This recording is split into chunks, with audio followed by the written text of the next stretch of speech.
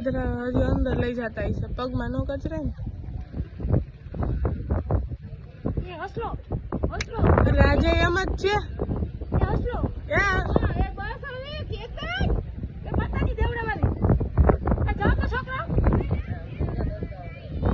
હવે રાજને તરતા આવડે છે.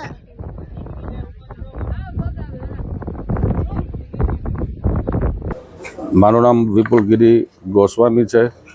હવે 5 દિવસ આપણે ગણપતિનું જે સ્થાપન કર્યું હતું ઘરે, અને ઘરે જ રૂમમાં જ સ્થાપન કર્યું હતું ફેમિલી માટે જ.